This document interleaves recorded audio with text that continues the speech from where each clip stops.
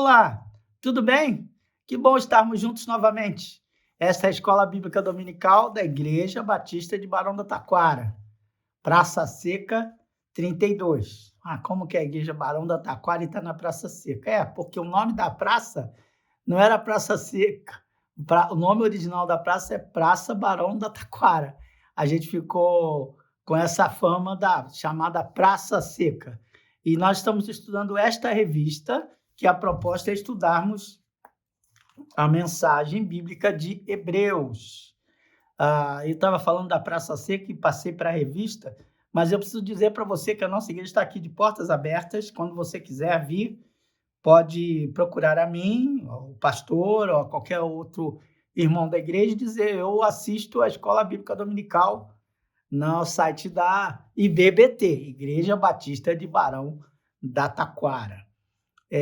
Nós estamos, então, estudando a mensagem aos Hebreus.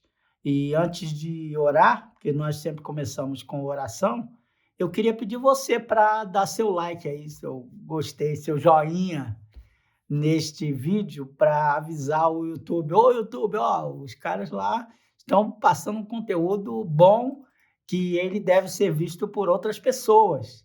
Então, quando você faz isso, que não tem nenhum sacrifício muito grande, é só você apertar aí no gostei, você vai dar um crédito maior ao trabalho que a Igreja Batista Barão da Taquara tem feito de divulgar e de proclamar a palavra de Deus também por meio aqui dos estudos da Escola Bíblica Dominical. Ok? Vamos orar então, pedindo para que Deus continue nos conduzindo. Continue nos conduzindo nessa trajetória.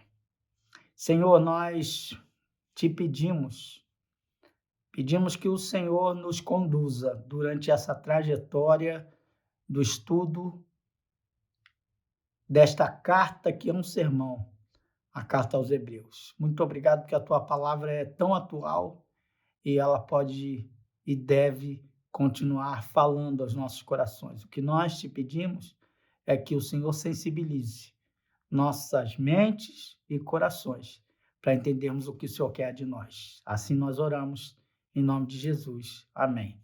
Bem, vamos repassar algumas coisas. A primeira é que você já entendeu que nós não sabemos quem é o autor desse texto, mas você já entendeu também para quem ele se dirige, que o texto vai ser dirigido às pessoas que estão deixando Jesus por causa da perseguição que estão sofrendo do Império Romano, estão deixando o cristianismo e voltando para o judaísmo. Mas não há como você procurar Deus sem ignorar a pessoa de Jesus. E eu quero ler uns textos para fundamentar isso que eu estou falando com vocês. Hebreus capítulo 3, vou abrir aqui, Hebreus capítulo 3, versículo 1.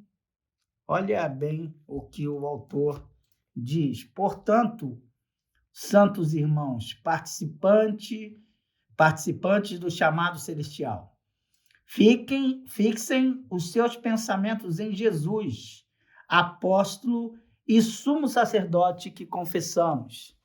Depois você tem outros textos, como Hebreus 2, 3. Como escaparemos se negligenciarmos tão grande salvação? A salvação, primeiramente anunciada pelo Senhor, foi-nos confirmada pelos que a ouviram. Vejam que você vai, ao longo de todo o sermão, ouvir várias vezes admoestações como essa. Fiquem firmes, não deixem a Cristo, não deixem o Senhor. Vocês estão com medo da perseguição, por isso estão fugindo. E não cabe medo aqui para o pregador. Por quê que não cabe medo? E por isso essa é a carta da fé, porque é a fé que nos sustenta, mesmo quando passamos por grandes dificuldades, por grandes provações. Você deve saber muito bem que Hebreus, capítulo 11, vai apresentar a galeria dos heróis da fé. Mas vejam, tem 13 capítulos e a galeria só vai aparecer no capítulo 11. Por quê? Porque ele quer desenvolver o seu sermão. Eu não sei como funciona para você, mas aqui na igreja nós temos nosso pastor, que é um grande pregador. Ele é um pregador dos melhores que a gente tem na sociedade brasileira, hoje em dia. Você conta nos dedos os pregadores sérios, conhecidos, com profundo conhecimento bíblico e contextualizados, tanto com o texto bíblico quanto a realidade. E com eloquência, e também tem isso, né? Porque algumas pessoas são muito eloquentes, mas não têm tanto conhecimento bíblico. Às vezes tem uma coisa e não tem outra. Bem, a realidade é que nós aqui, na Igreja Batista Barão do Taquara, somos abençoados por Deus com um pregador como o pastor Carlos Novaes. E se você prestar atenção nas mensagens, que estão aí no site, estão gravadas aí, você vai perceber que o pastor normalmente ele faz série de sermões, desculpe, série de sermões. Por que ele faz isso? Porque ele quer desenvolver o raciocínio. Isso, ao longo da história cristã, sempre foi feito. Então, nós temos aulas longas e profundas sobre as Escrituras durante os sermões. Mas é também interessante você perceber que a cada sermão, normalmente, ele vai dividindo o sermão em tópicos. E esses tópicos são progressivos. Ih, pastor, estou revelando aí seus segredos. Mas não há segredo nenhum, não. Os tópicos são progressivos para que a pessoa acompanhe o raciocínio e chegue no ponto que ele quer apresentar.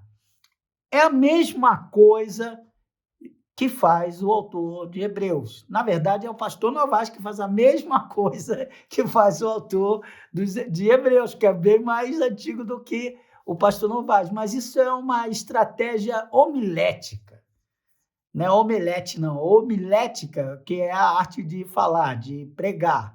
Então, a gente aprende isso, que divide em tópicos para facilitar a compreensão e a memorização do que nós queremos falar. Por que eu estou dizendo isso? Estou dizendo isso tudo para apresentar para você o sermão que nós temos nas Escrituras, que é o sermão aos Hebreus. Ele vai começar dizendo que Deus fala. Deus falou, Deus fala hoje e Deus falará sempre, porque o nosso Deus é um Deus pessoal e é um Deus que se revela. Lembra-se que eu falei isso? Compartilhei isso com você. Deus fala, Deus se revela por meio da natureza, Deus se revela por meio da história, tanto a história do povo de Israel, quanto a história do mundo. A história do mundo vai mostrando Deus. Deus se revela, e a revelação máxima de Deus é Jesus, é Cristo. Deus se faz gente na pessoa de Jesus, e Deus se revela de forma escrita através das escrituras, dos textos bíblicos. Então, preste atenção aqui agora no que eu vou falar para você. A gente só sabe de Deus o que ele apresentou a nós. Você só sabe de uma outra pessoa o que ela deixa apresentar para você. E relacionamento, qualquer relacionamento, vai ser feito com um diálogo e você vai conhecendo a pessoa à medida que ela vai se apresentando para você.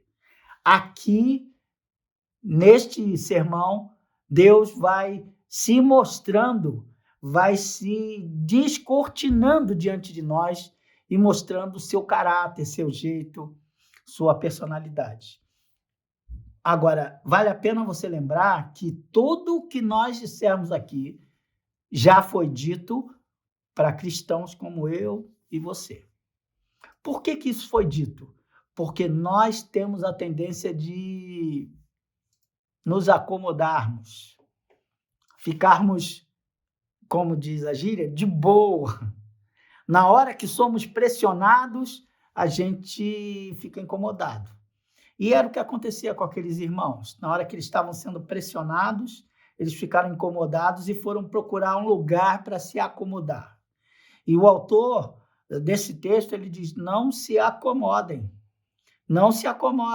porque o desafio da fé é esse desafio de ir à frente, levando a bandeira de Cristo, levando Cristo dentro de você e no seu coração, ainda que isso tenha consequências drásticas sobre a sua vida.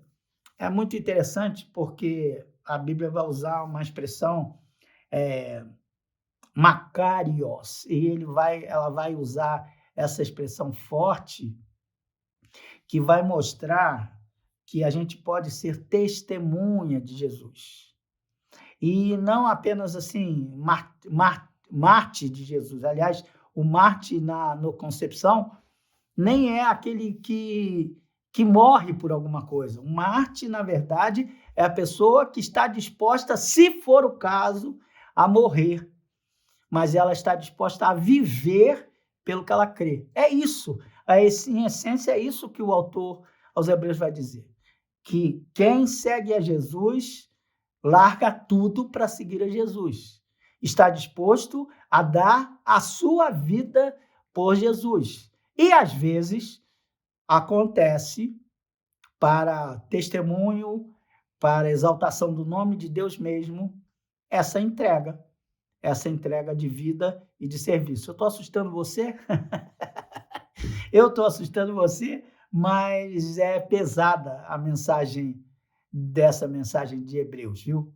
É pesada. Agora ele vai falar, vamos continuar lendo o texto, que Jesus, lembra-se, Jesus é mais. E eu vou ler capítulo 1 ainda, até o final, e você vai ver aqui que Jesus é mais do que os anjos. A partir do versículo 4. O Filho tornou-se tão superior aos anjos quanto o nome que herdou é superior ao nome deles.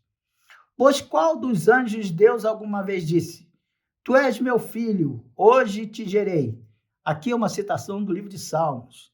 E outra vez, e outra citação. Eu serei seu pai e ele será meu filho. E ainda quando Deus introduz o primogênito ao mundo, diz, e outra citação. Todos os anjos de Deus o adorem. Quanto mais aos anjos, ele diz, e outra citação. Ele faz dos seus anjos ventos e dos seus servos clarões reluzentes. A respeito do Filho diz, e outra citação. O meu trono, ó Deus, subsiste para todo sempre. Cetro de equidade é o cetro do rei. Amas a justiça e odeias a iniquidade. Por isso Deus, o teu Deus, escolheu-te dentre os teus companheiros, ungindo-te com óleo de alegria. E também diz, e outra citação. No princípio, Senhor, firmaste os fundamentos da terra. Os céus são obras das tuas mãos. Eles perecerão, mas tu permanecerás. Envelhecerão como vestimentas. Tu os enrolarás como um manto com roupas. Eles serão trocados, mas tu permaneces o mesmo e os teus dias jamais terão fim. A qual dos anjos Deus alguma vez disse? De novo, e a citação. Senta-se à minha direita, até que eu faça os teus inimigos um estrado para os teus pés. Os anjos não são, todos eles, espíritos ministradores, enviados para servir aqueles que hão de herdar a salvação? Então, o autor desta mensagem, dirigida aos Hebreus, está mostrando, pelas citações do Antigo Testamento, que Jesus é superior, que o Filho é superior a qualquer anjo. Porque o que é o anjo?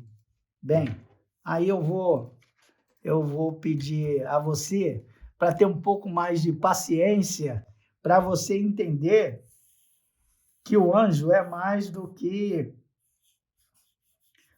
aquele personagem que eu não sei se você chegou a ver, né? Se não chegou a ver, você poderia ver, porque não é tão antigo assim, porque foi regravado, um personagem que chamava-se Gasparzinho, lembra disso? Gasparzinho era o fantasma camarada, Por que era fantasma, camarada? Porque, na verdade, ele era um fantasma que fazia coisas boas. Agora, por que eu estou falando disso se a Bíblia está falando de anjos? Anjos, normalmente, a gente faz relação como mensageiros, como alguém alado, mas anjo é mensageiro. Anjo é o que leva a palavra. E anjos, para os judeus, tinham um valor muito grande. Tanto que eles têm, dentro do judaísmo, depois você pode dar um Google e procurar, hierarquias angelicais. Eles fazem estudos seríssimos sobre anjos. Você tem serafins, querubins, tronos, comunicações, potestades, principados, arcanjos e anjos. Anjos são os menores. E eles até dizem, porque eu fui fazer pesquisa também, porque eu sei lá o que você vai pesquisar, não é? Eles fazem pesquisa e dizem que alguns anjos, eles vêm, fazem a sua tarefa e somem, porque eles são só portadores de uma mensagem. Jesus não é só o portador da mensagem. Jesus é a própria mensagem. Está lembrado do que eu li no capítulo 3, no versículo 1? Está escrito aqui: portanto, santos irmãos, participantes do chamado celestial, fixem os seus pensamentos em Jesus, apóstolo e sumo sacerdote que confessamos. O que o autor de Hebreus está falando? Que Jesus não é um fantasminha, que ele não é um anjo, ele é muito mais do que isso, ele é sumo sacerdote. Bem, por que ele vai falar de sumo sacerdote se essa era uma instituição ligada, na época que o texto foi escrito, à corrupção? Você lembra da história do sumo sacerdote? O sumo sacerdote tinha que ser da tribo de Levi, da tribo de Arão, né? Ele tinha uma vestimenta toda especial, toda paramentada. No peito tinha as 12 pedras, uma para cada, uma representando cada uma das tribos. Tinha atrás desse peitoral 2 outras pedras, Urim e Tumim. E por que ele fala que Jesus é o sumo sacerdote, não da ordem dos levitas, mas de outra ordem? A gente vai ver numa outra lição, de uma ordem diferente da ordem de Levi, da ordem anterior da ordem de Levi, porque é uma ordem misteriosa e a ordem é pura, segundo a interpretação do Antigo Testamento. Jesus é da ordem do chamado, depois a gente vai estudar isso, de Melquisedeque. Mas por que ele usa a figura de Jesus como sumo sacerdote? Porque ele usa Jesus como intermediário, como aquele que faz o meio-campo, aquele que faz a ligação entre o homem, ser humano, vai fazer uma ligação entre o ser humano e Deus. É Jesus quem faz essa ligação. É por meio de Jesus que a gente... Aqui eu vou botar intermediário. O sumo sacerdote era o intermediário do povo. Qual era o papel do sumo sacerdote? Ele tinha que botar a mão na cabeça, no dia da expiação, botava a mão na cabeça da ovelha. Para quê? Para que os pecados dele estivessem sobre aquela ovelha. E aí sacrificava aquela ovelha como holocausto, queimava a ovelha toda, simbolizando que os pecados estavam perdoados. E nesse dia da expiação tem até a história do bode expiatório, porque na verdade não era ovelha, era um bode. Então, 2 bodes vinham, um ele botava a mão na cabeça, e esse era sacrifício em holocausto, e o outro ficava fugido, né? Deixava ele perdido no meio das montanhas, no meio do deserto, carregando o que sobrava de pecados, mas Jesus é o sumo sacerdote porque ele é esse intermediário. Não há mais necessidade de sacrificarmos ovelhas, bodes, é isso que ele vai falar aqui, porque Jesus é quem faz essa ponte entre nós, seres humanos, e o Deus Criador. Jesus é o único intermediário, única aproximação que a gente pode ter com Deus. Não adianta você orar pedindo para que anjos te protejam. É Jesus quem te protege. Jesus é o sumo sacerdote e aqui a gente vai ver que ele é o sumo sacerdote perfeito. Você sabe a diferença entre um sacerdote? Deixa eu falar isso aqui para você, que isso aqui é interessante. Um sacerdote e um profeta. Bem, eu vou botar aqui o profeta com um cajado, com uma pele. Vamos ver se eu consigo me fazer entender para você. Isso aqui é o sacerdote.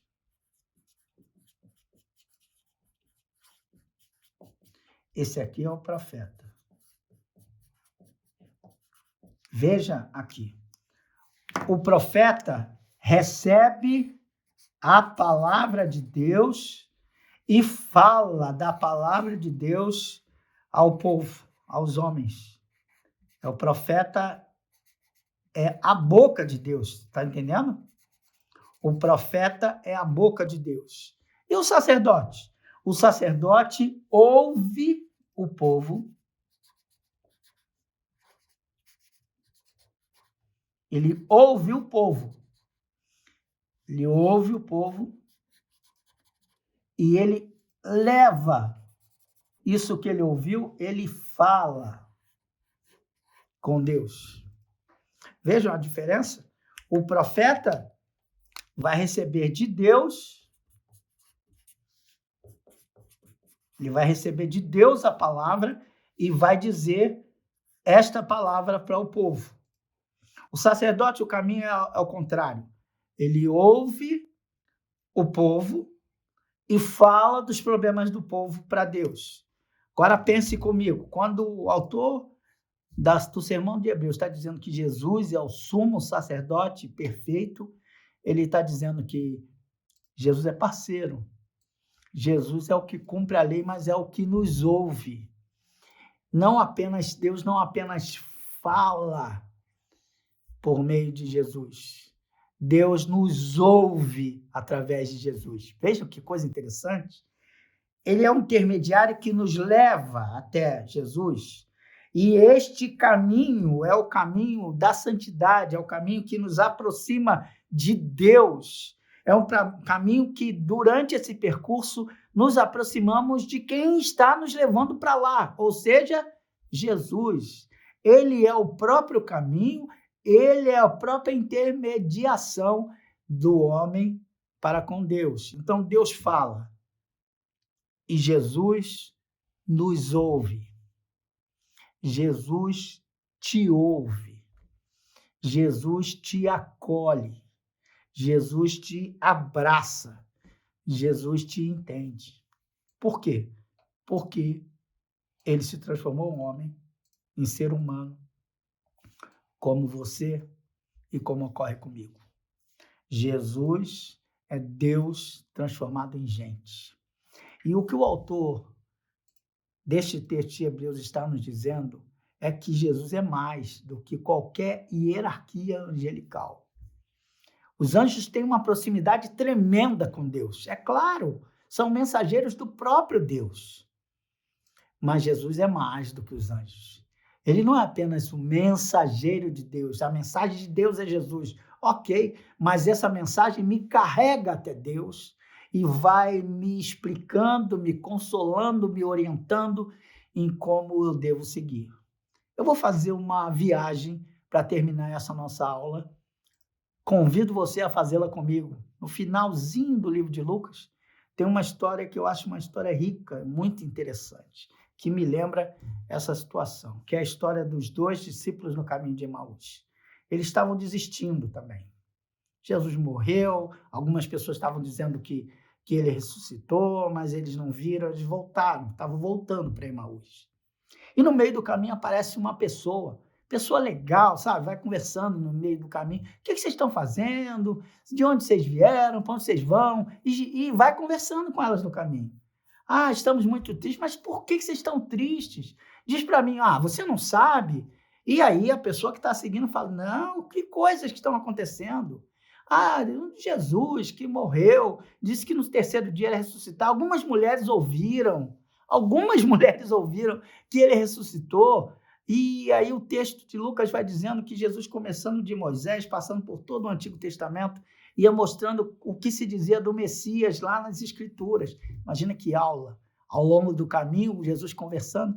Moisés foi assim, Ezequiel foi assim, Isaías foi assim. E foi explicando para eles o que estava na Escritura. E eles falaram, está anoitecendo, dorme aí. Em casa, fica aí, estamos chegando na nossa casa. E aí o companheiro de viagem fala, vamos sim. Só que eles não sabiam que eles estavam andando esse tempo todo com Jesus. O tempo todo estavam com Jesus. Como é que eles descobriram que era Jesus? Quando chegaram em casa, arrumaram tudo, sentaram-se para comer e aí deram a honra do visitante partir o pão. No partir do pão, eles viram que era Jesus. O que eles fizeram? Nem dormiram, levantaram e voltaram correndo porque eles tinham estado com Jesus e começaram a testemunhar de Jesus. É o mesmo conteúdo aqui da carta aos Hebreus. Porque não dá para você deixar Jesus, sabe por quê? Porque ele está junto com a gente, porque ele está dentro de nós, porque ele sabe o que passa no nosso coração e ele sabe dos nossos medos. A minha oração é que você tenha consciência disso e que você use a grande arma que você tem, a oração. É a oração que nos aproxima de Deus, em nome de Jesus, e que nos leva a ter contato com o próprio Deus. Jesus sabe das nossas dores, sabe das nossas lidas, sabe de tudo, profunda e intensamente. E eu quero muito que Deus te abençoe durante toda essa semana. E se Deus quiser, estaremos juntos semana que vem novamente. Tchau!